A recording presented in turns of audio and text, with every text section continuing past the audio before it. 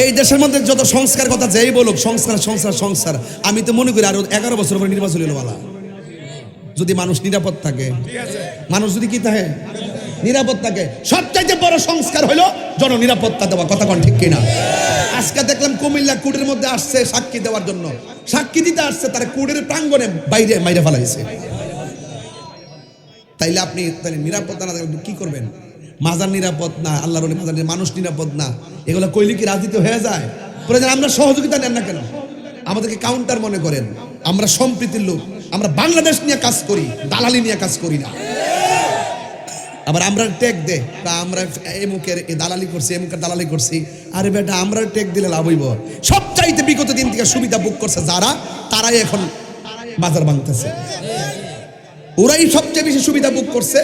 ওরা যেখানে সুযোগ পায় এখান থেকে মুখ দিয়ে, এখান থেকে টেহা পয়সা নিয়ে 3টা গ্রুপ করে, একটা গ্রুপ ঝগড়া করে, আরেকটা গ্রুপ ফক্কে থাকে, আরেকটা গ্রুপ যায় সমাধান করে, কইরা সেরা আমার মাল কামায়।